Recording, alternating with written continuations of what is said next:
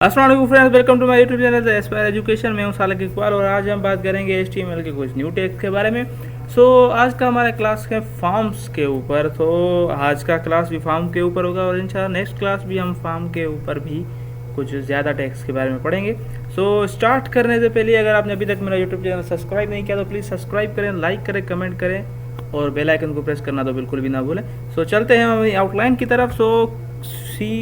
हमारा HTML course presented by Salik Iqbal. आज की हमारी आउटलाइन है फॉर्म के हम अंदर प्री टैग के बारे में पढ़ेंगे, इनपुट टैग के बारे में पढ़ेंगे और इनपुट के जो टाइप्स है उसके जितने भी वैल्यूज़ होते हैं उसके बारे में हम सारे के बारे में इंशाल्लाह पढ़ेंगे।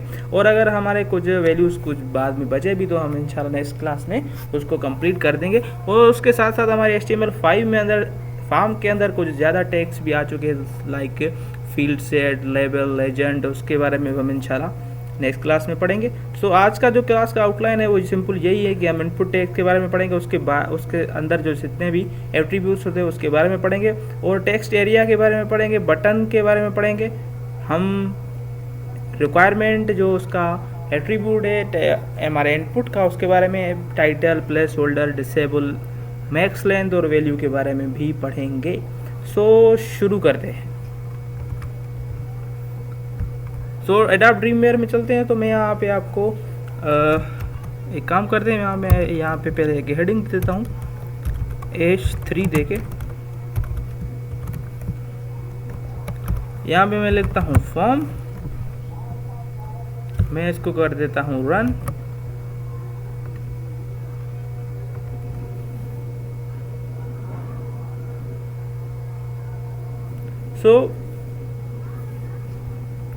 यहाँ पे हमारा फॉर्म आ गया। मैं एक काम करता हूँ, उसको थोड़ा जूम कर देता हूँ कि हमारे सही तरीके से हमको नज़र आए। फॉर्म हमारा बनाने के लिए, फॉर्म के लिए हमें एक टैग इस्तेमाल करना पड़ता है जिसका नाम होता है फॉर्म के अंदर हम फॉर्म को क्लोज कर देते हैं। फॉर्म में अंदर हम सिंपली कोई भी टैग इस्तेमाल करते हैं, हम अपनी फील्ड इस्तेमाल कर सकते हैं। फॉर एग्जांपल फॉर्म के अंदर हमारी पहली जो फील्ड होती है हमेशा वो होती है नेम। नेम जो हमारी फील्ड है, अगर फॉर्म जो होता है, फॉर्म के अंदर जो फील्ड होती है, हर एक फील्ड के सामने एक बॉक्स होता है जिसके अंदर हम अपनी टेक्स्ट वगैरह लिखते हैं। उसके लिए हमें क्या करना पड़ता है, हमें यहाँ पे एक टैग का इस्तेमाल करना पड़ता है जिसका नाम होता है इनपुट। ठीक है, इनपुट जो है हमारा वो सिंगल टैग है, मतलब जो यहाँ पे वो स्टार्ट होता है वहीं पे वो एंड हो जाता है। इनपुट टैग के अंदर हमें क्या करना पड़ता है, यहाँ पे हमें स्पेस देके उसको एक एट्रीब्यूट देते हैं टाइप के बाद हम उसको चेक करते हैं कि यहाँ पे हम इसके अंदर किस टाइप की टेक्स्ट जो है वो लगाना चाहते हैं। तो हम इसको यहाँ पे टेक्स्ट जो है वो लगाना चाहते हैं। तो मैं इसको सेव कर देता हूँ। वो सेव करके मैं यहाँ की जब रिफ्रेश किया तो आप देख सकते हैं यहाँ पे एक बॉक्स आ गया जिसके अंदर हम सिंपल लफ्ज़ों में टेक्स्ट जो है वो लिख सकते हैं। ये है हमारा सिंपल इनपुट और टाइप वाला।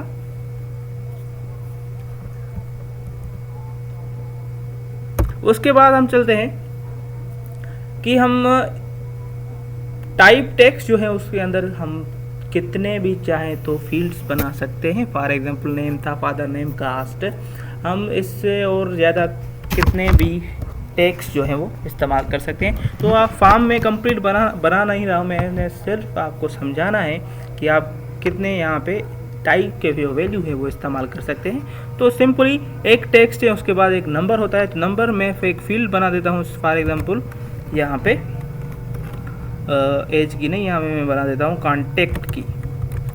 जो यहाँ पे मैंने कॉन्टेक्ट लगाया, कॉन्टेक्ट नंबर, यहाँ पे मैंने इसको लगाया इनपुट का टाइप लगाया मैंने टेक्स्ट नहीं नंबर। नंबर जो है, सॉरी बटन नहीं नंबर, मैंने इसको कर दिया, टाइप लगाया, टाइप के बाद में मैंने इसको लगाया फिर से नंबर के बाद मैंने इसको ब्रैकेट ओवर कर दी। उसके बाद मैंने इसको सेव किया, रिफ्रेश किया तो आप देख सकते हैं कि हमारा यहाँ पे कॉन्टेक्ट नंबर यहाँ पे आ चुका है। ये जो आप देख सकते हैं कि यहाँ पे जब मैंने नेम लिखा तो नेम यहाँ पे आ गया, उसके बाद कॉन्टेक्ट नंबर यहाँ पे आ गया। अगर आप चाहते हैं कि यहाँ पे हम सेटिंग रख रहे हैं, सेम सेटिंग हमें भी आउटपुट में चाहिए, तो यहाँ पे एक टैग इस्तेमाल करना पड़ेगा जिसकी मदद से वो काम हो जाएगा। टैग का नाम है प्री। तो फार्म के अंदर मैं यहाँ पे एक प्री टैग इस्तेमाल करता हूँ, pre start pre close. Save किया, रिफ्रेश किया तो आप देख सकते हैं हमारा जो कॉन्टेक्ट है वो नीचे आ गया। और ये आप देख सकते हैं कि यहाँ पे जो नेम का जो इनपुट है वो थोड़ा आगे है और इसका थोड़ा पीछे। तो मैं इसको क्या कम कर देता हूँ, यहाँ पे मैं कर देता हूँ टेब। तो आप देख सकते हैं यहाँ पे ये दोनों इक्वल हो गए। सेम सेव किया, यहाँ पे देखा तो ये यहाँ पे थोड़ा आगे पीछे हो गए। सो सेव किया तो यह आप देख सकते हैं कि यहाँ पे ये इक्वल हो चुके हैं। तो यहाँ पे जो सेटिंग है यहाँ पे हम इसकी मदद से यहाँ पे एक सेटिंग सेट कर सकते हैं। मैंने इसको सेव किया। अब चलते हैं हम अपने नेक्स्ट एट्रीब्यूट की जानिब। सो नेम के अंदर हम टेक्स्ट टाइप लगाते हैं और नंबर के लिए हम नंबर ही लगाते हैं। और उसके बाद यहाँ पे एक और ज़्यादा एट्रीब्यूट्स होते हैं, तो यहाँ पे मैं लगा देता हूँ ईमेल। ईमेल के लिए हमें कौन सा एट्रीब्यूट इस्तेमाल करने की नीड पड़ती है, तो यहाँ पे मैं लगा देता हूँ इनपुट। ईमेल के लिए जो हमें यहाँ पे वैल्यू लगाते हैं उसका नाम भी ईमेल ही है। तो यहाँ पे अगर आप ईमेल लगेंगे, सेव करेंगे तो यहाँ पे सिंपल आप ईमेल का वैल्यू भी स्टोर कर सकते हैं। ठीक है। उसके बाद एक और हमारी प्रॉपर्टी होती है, हमारी एक और वैल्यू होती है फील्ड, जिसका नाम है पासवर्ड। तो आपको पासवर्ड का तो पता होगा कि जब भी हम पासवर्ड लगाते हैं तो पासवर्ड के अंदर जो टेक्स्ट या कुछ भी नंबर हम लिखते हैं वो नज़र नहीं आता, तो उसका जो टाइप होता है वो भी पासवर्ड ही होता है। जब भी आप पासवर्ड लगाएंगे तो मैं आपको दिखा दूं कि यहाँ पे जब भी आपको जो भी टेक्स्ट टाइप करेंगे तो ये पासवर्ड की जरिए ही नज़र आएगा। सो ये था हमारा टेक्स्ट, नंबर, ईमेल, पासवर्ड। सो ये हमारे सिंपल जो है वैल्यूज़ हैं जिसकी मदद से हम फॉर्म क्रिएट करते हैं। उसके बाद हमारा एक और यहाँ पे एक सिंपल लफ्ज़ों में अगर कहूँ कि यहाँ पे एक मसला होता है कि जो एड्रेस होती है, एड्रेस में अंदर जो टेक्स्ट होती है वो बहुत ही ज़्यादा बड़ी इस्तेमाल होती है। तो अगर मैं यहाँ पे एड्रेस इस्तेमाल करूँ तो एड्रेस के लिए मुझे कोई भी इनपुट इस्तेमाल नहीं करना पड़ेगा। इनपुट के लिए, इनपुट की बजाय यहाँ पे हमें एक और टैग इस्तेमाल करने की नीड होती है जिसका नाम है text area. Text area open, text area close. अगर मैं इसको सेव करके आपको रिफ्रेश करके बता दूं कि यहाँ पे एक टेक्स्ट एरिया आ गई जिसके अंदर हम जितना चाहे वो टेक्स्ट इस्तेमाल कर सकते हैं। अगर मैं आपको यहाँ पे टेक्स्ट लिख के दूं तो आप देख सकते हैं कि ये ख़त्म हो जा रहा है और हम इसको यहाँ पे देख नहीं सकते आसानी से। तो एड्रेस जो है हमारी बहुत लोगों की जो है बहुत ज़्यादा बड़ी होती है, तो हम यहाँ पे एड्रेस वाले फील्ड के आगे जो है टेक्स्ट बॉक्स लगा दें। इस टेक्स्ट बॉक्स की साइज़ आप यहाँ पे कितनी भी बढ़ा सकते हैं आप अपनी मर्ज़ी के मुताबिक। पर अगर जो आपने साइज़ सेट करनी है वो अंदर आप अपनी मदद से, अपनी हिसाब से भी कर सकते हैं। करना क्या है, यहाँ पे लगाना है आपको कॉल्स। कितने आपको कॉल्स चाहिए, फॉर एग्जांपल मुझे चाहिए 30 कॉलम्स। उसके बाद हमें रोज़ कितनी चाहिए, तो मैंने यहाँ पे रोज़ लगा दी 10। सेव किया, यहाँ पे आके मैंने इसको किया रिफ्रेश। तो आप देख सकते हैं कि यहाँ पे जो 10 रोज़ है वो बहुत ज़्यादा बड़ी होगी और कॉलम जो है 40 वो भी बहुत ज़्यादा बड़े हो गए। तो यहाँ पे एक काम कर देता हूँ, यहाँ पे मैं कर देता हूँ रो जो मुझे चाहिए वो चाहिए 2 और कॉलम जो चाहिए मुझे 30 लगाया, तो 30 की बजाय मैं यहाँ पे लगा देता हूँ 22। सेव किया, रिफ्रेश किया, तो आप देख सकते हैं कि यहाँ पे हमारा जो टेक्स्ट बॉक्स है वो छोटा थोड़ा हो गया है।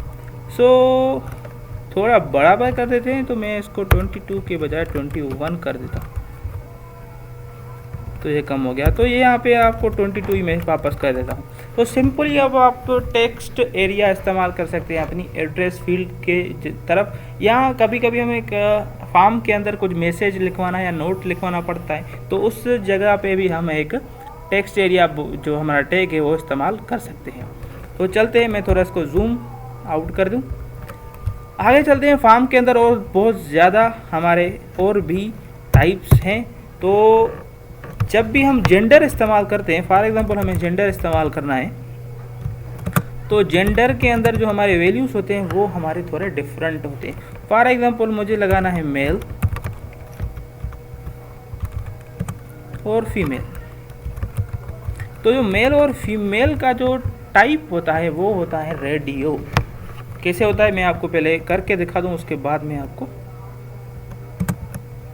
तो यहाँ पे मैंने लगाया एक इनपुट का मैंने टाइप लगाया मैंने रेडियो।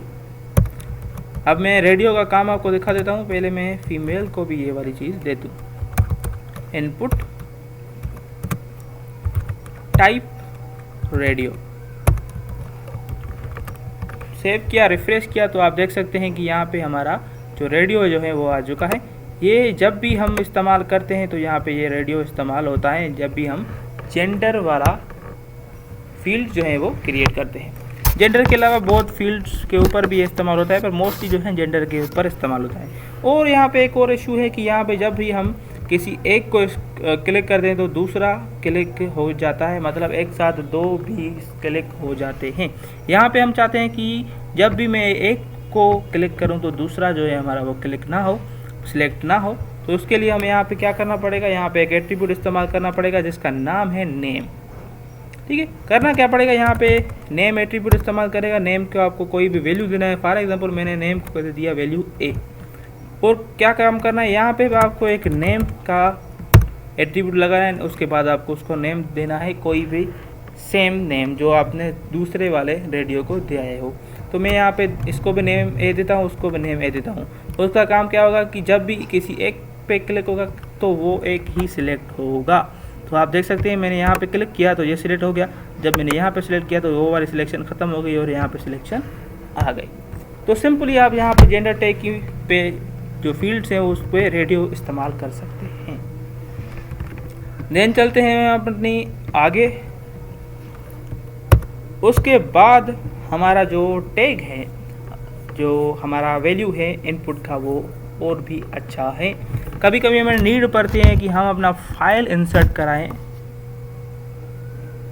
फॉर्म के अंदर। आपने मोस्टली फॉर्म्स जो हैं वो क्रिएट किए होंगे अपने वेबसाइट में या अपने ऑनलाइन फॉर्म भरे होंगे। उसमें अंदर हमें एक रिक्वायरमेंट देते हैं कि आप अपने डॉक्यूमेंट्स अपलोड करें, आप अपने यहाँ जो पासपोर्ट साइज़ फ़ोटो है वो अपलोड करें। तो उसके लिए हमें एक फ़ील्ड इस्तेमाल करनी पड़ती है, उसका फील्ड का नाम होता है। फॉर एग्जांपल मैं यहाँ पे नाम देता हूँ, यहाँ पे पासपोर्ट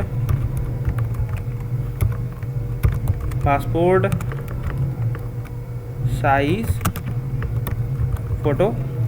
ठीक है, यहाँ पे मैं इनपुट दे देता हूँ। इनपुट का टाइप क्या होगा, इनपुट का टाइप यहाँ पे हम देंगे फाइल। जब मैं इसको सेव करूँगा तो यहाँ आके मैं जब इसको रिफ़्रेश करूँगा तो आप देख सकते हैं यहाँ पे हमारा पासपोर्ट साइज़ फ़ोटो एक बटन आ गया जिसके ऊपर लिखा हुआ है चूज़ फाइल और यहाँ पे लिखा हुआ है नो चूज़िंग। ठीक है, क्योंकि हमें अभी तक कोई भी फाइल जो है वो चूज़ नहीं किया। अगर मैंने इसको सिलेक्ट किया, यहाँ पे आगे मैं अगर किसी भी चीज़ के ऊपर क्लिक करूँगा तो आप देख सकते हैं कि यहाँ पे वो फाइल जो है वो चूज़ हो जाएगा। तो सिंपल ये हमारा जो है टैग जो है हम इस्तेमाल करते हैं अपने फाइल को लेने के लिए। उसके बाद हम चलते हैं आगे चलेंगे तो आप यहाँ पे हम एक और इनपुट के वैल्यू के बारे में पढ़ेंगे जिसका नाम है चेक बॉक्स। अब चेक बॉक्स किस काम पे होता है, फॉर एग्जांपल अगर आप कोई फॉर्म क्रिएट कर रहे हैं तो कोई फॉर्म फिल कर रहे हैं तो उसके अंदर हम अगर जिस भी चीज़ का फॉर्म फिल कर रहे हैं तो उस चीज़ को सिलेक्ट करना पड़ता है। फॉर एग्जांपल अगर आप किसी एकेडमी या किसी भी सेंटर या किसी भी एजुकेशन इंस्टीट्यूट में अंदर कोई भी किसी भी चीज़ का फॉर्म भर रहे हैं तो आपको यहाँ पे सिलेक्ट करना पड़ता है कि आप यहाँ पे कौन सी सब्जेक्ट कोई चीज़ जो है वो पढ़ना चाहते हैं। तो फॉर एग्जांपल यहाँ पे मैंने अगर यहाँ पे कर दिया कोर्स या सब्जेक्ट्स, यहाँ पे मैंने लगा दिया सब्जेक्ट्स, तो सब्जेक्ट के अंदर हम यहाँ पे सिलेक्ट करेंगे कि आपके कितने सब्जेक्ट हैं और उन सब्जेक्ट में आपको कौन से सब्जेक्ट को पढ़ना है, आपको वो सिलेक्ट करना है। तो यहाँ पे मैं कुछ सब्जेक्ट्स का नेम लिख दूँ, तो यहाँ पे मैंने लगा दिया इंग्लिश, उसके बाद यहाँ पे लगा दिया मैंने केमिस्ट्री, उसके बाद यहाँ पे लगा दिया मैंने केमिस्ट्री स्क्रीनिंग, यहाँ पे लगा दिया मैंने बायोलॉजी, उसके बाद मैंने लगा दिया फिज़िक्स और उसके बाद लगा दिया मैंने मैथ। तो यहाँ पे जो हमारे नेम हैं वो आ चुके हैं। तो सिंपली मैंने इसको यहाँ पे इनपुट दे देता हूँ। मैं यहाँ पे इनपुट लगा दिया, इनपुट टाइप के बाद यहाँ पे लगा दिया आपको चेक बॉक्स लगा दिया, सेव किया। मैं एक काम करता हूँ, सबको ये चेक बॉक्स कॉपी करके दे देता हूँ। तो यहाँ पे मैंने कॉपी किया, पेस्ट,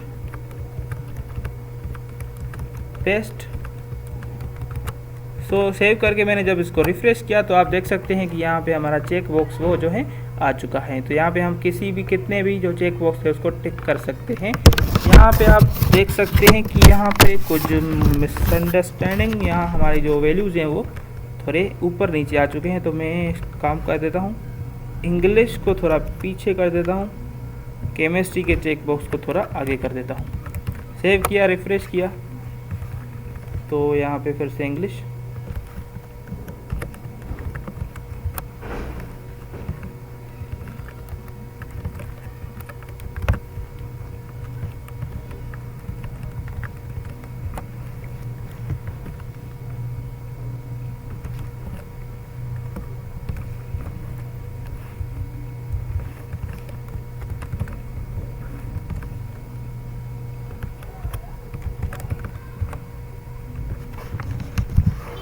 ठीक है, तो उसके बाद हम चलते हैं थोड़ा आगे, उसमें अंदर हम पढ़ेंगे ये हमारा लास्ट इनपुट का वैल्यू। तो उसमें अंदर का क्या काम होगा कि लास्ट में जब हम फॉर्म क्रिएट करते हैं तो फॉर्म के आखिर में हम उसको सबमिट बटन दे देते हैं। तो सबमिट बटन का क्या काम होता है, तो मैं यहाँ पे अगर आपको दिखा दूँ तो यहाँ पे मैं एक इनपुट ले देता हूँ,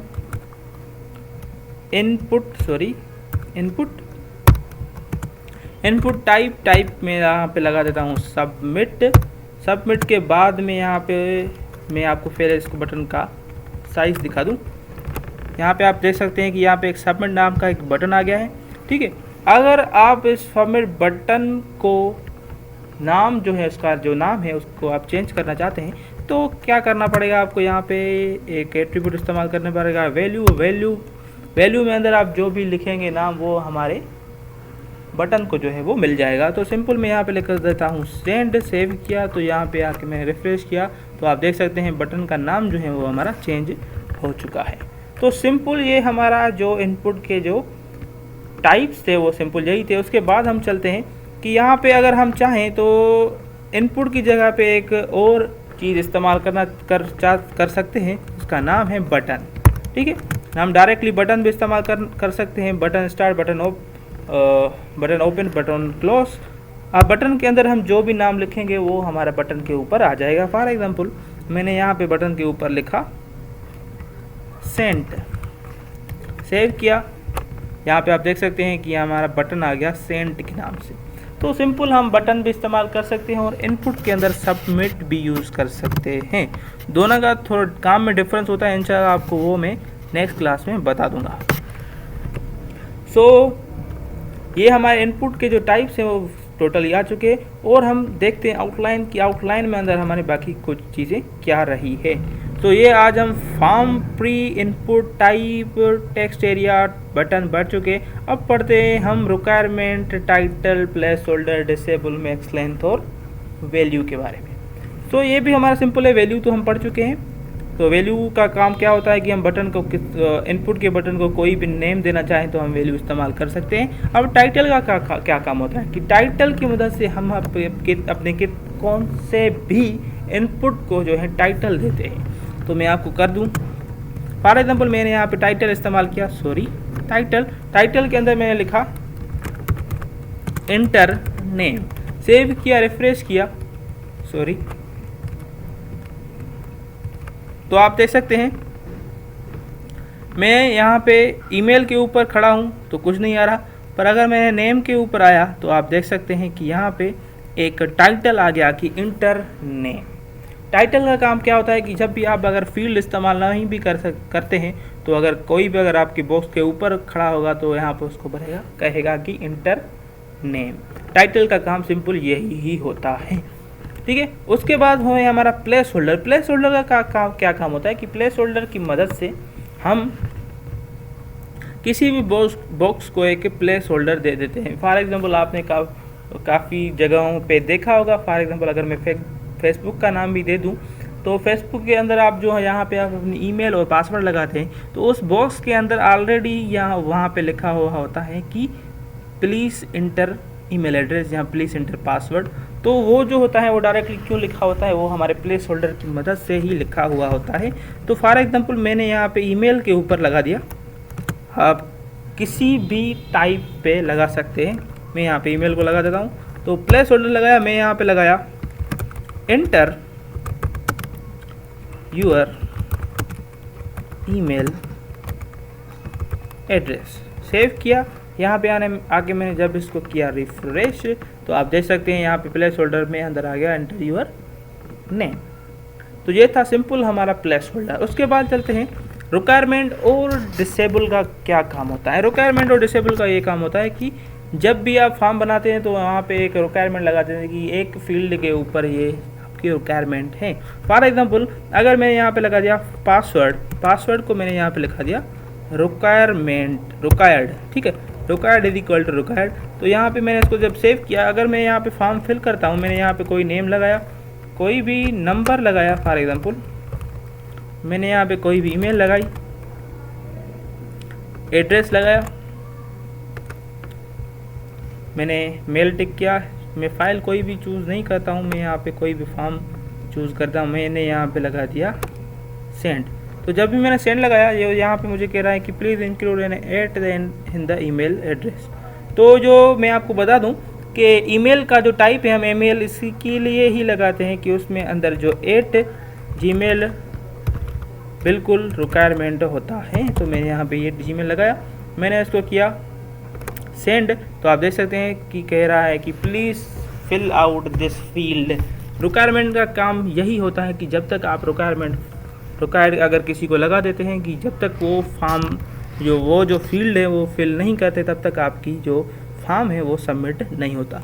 अब मैंने जब इसको पासवर्ड कोई भी लगा दिया, जब मैंने इसको कर दिया सेंड, तो हमारा जो फॉर्म है वो सेंड हो चुका है।